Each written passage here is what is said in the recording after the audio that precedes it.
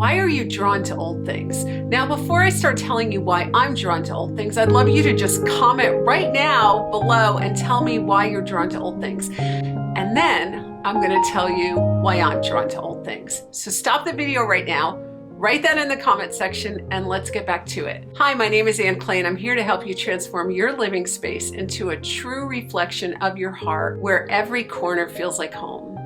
Why am I drawn to the primitive decorating style, and why am I drawn to old things? I think it might go beyond me being a sentimental sap.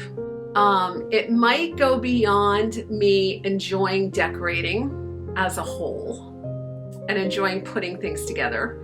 It probably goes beyond my need to express myself as an artist. In a way, it might be something akin to why reenactors reenact history. It's not enough to read the history books or watch it on TV. These people actually get period-appropriate clothing. They put on those outfits and they actually reenact part of history. They put themselves into the history. And I'm sure there are many interesting reasons for that I'm going to explore sometime. For me, I had to buy an old house to immerse myself into. It's very interesting to think about why we do this psychologically. Like, why? This is not normal behavior for most people. Most people live with their feet very much in the present. The demands of life cause us to just work and eat and then veg out in front of the TV or the computer so that we can escape from the realities of the day. And we've chosen our escape in our decorating and in our home. It's become an immersive experience. It's become a hobby.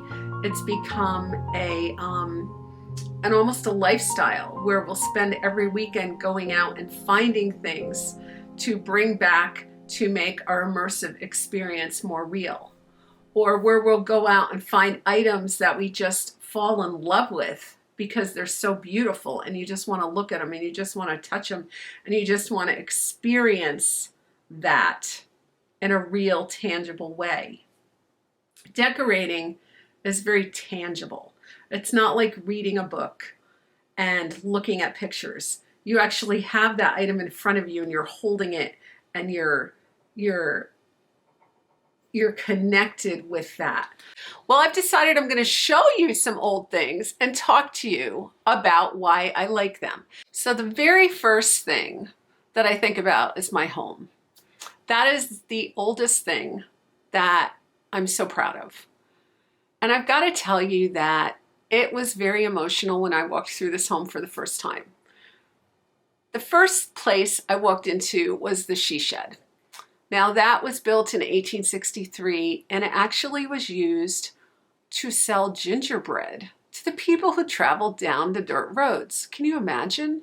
I mean, how cool. They baked goods and they sold them out of that building. Then I went into the barn, which of course was used for hay in the early days to feed their cows. It had been used for many generations as a workshop for men, and it was used for plays where actual movie stars came and acted. People danced in there, people dined in there, people had parties in there. It was an amazing room and you could feel that energy in it. Then I came into the house. All the people who had set foot in this house and had lived here and dined here and visited here, loved the tavern with the cage bar and the coins that were set into the wood on the bar. I loved the original beehive oven and the fireplace, and I just thought of all the people that had sat there year after year after year cooking their dinner right in front of that stove. By the time I got to the kitchen with the high ceiling, I was crying. I started boo-hooing like a baby. All about, this is my dream house. This is the house I always knew was meant for me. It was as if this old house was calling me to live here. I'm going to tell you a little story about this little pewter toy. This is Andy Mamedoff. Now, I've made a little placard to Andy. He was born August 12, 1912. And he died October 8, 1941. So he was not that old when he died. He was a flight lieutenant in World War II in Britain. He actually gave up his U.S. citizenship papers and flew to keep Britain from German occupancy during World War II. When he was 13, he moved to this very house. He grew up in this house. He helped his mom and dad because this was the Russian Bear restaurant, so he worked in the restaurant. He learned how to fly planes across the street. He became a daredevil plane flyer, and he was so good at flying planes that he went off and joined the war. Andy Mammonoff became a hero in Britain.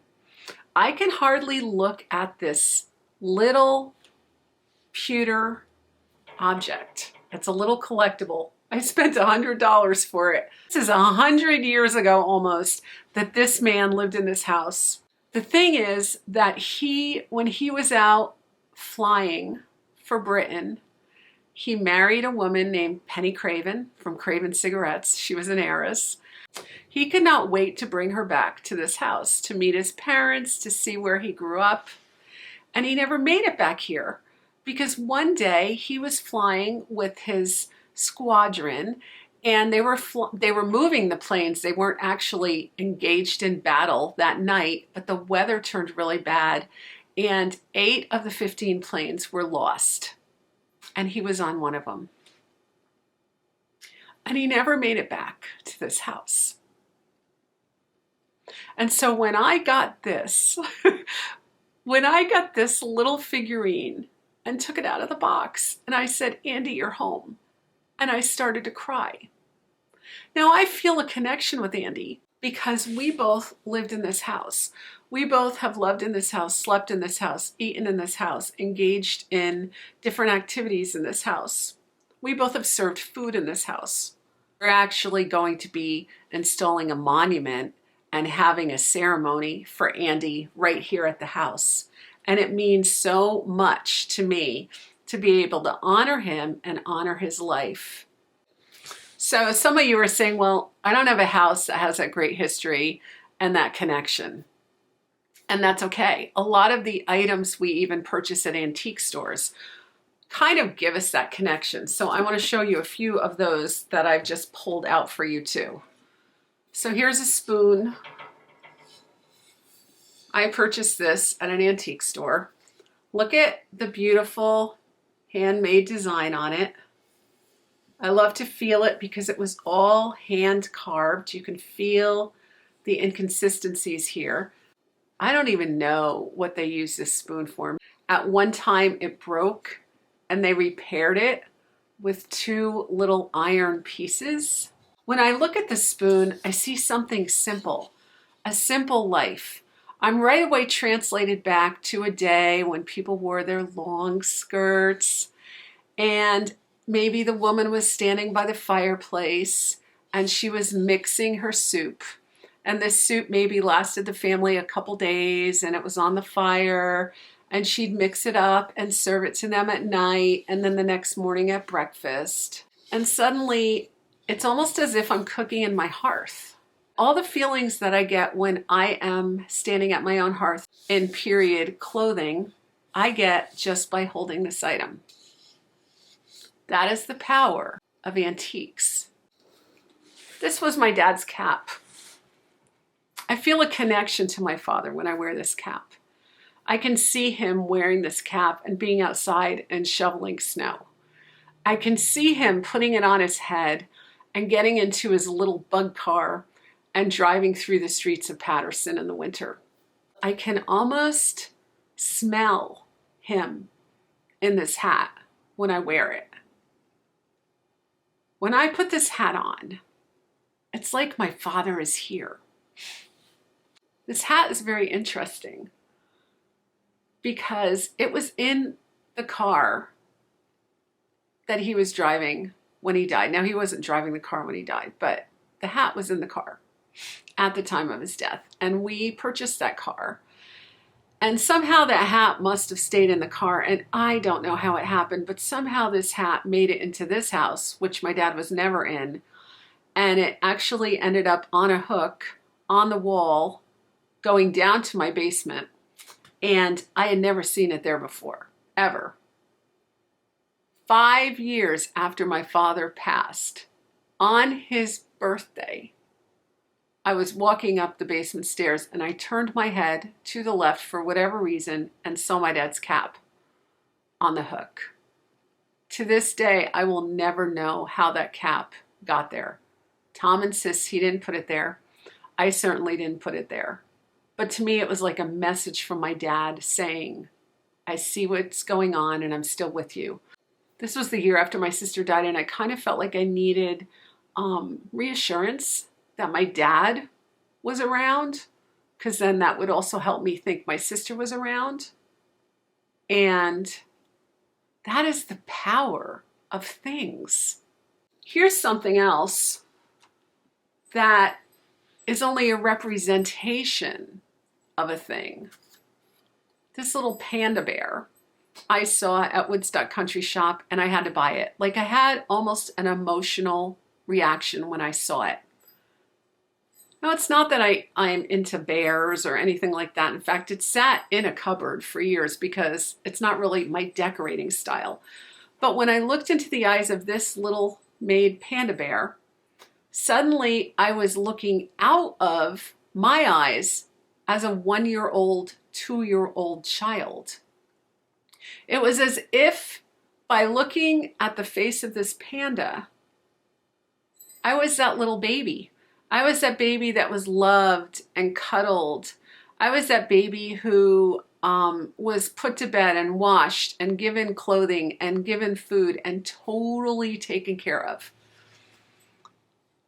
And it kind of got to me, because when you're an adult and you're adulting, you have to take care of your own food and clothing, and you have to pay bills, and you are responsible to a lot of other people. And life can get really crazy. But when you're 1 year old and you're living with parents that are good and they're taking care of you, it's a feeling of safety and security. So this panda gives me a feeling of safety and security just because of what it represents. Well, you've learned something about me today. So what is the old thing that you have been drawn to, and why?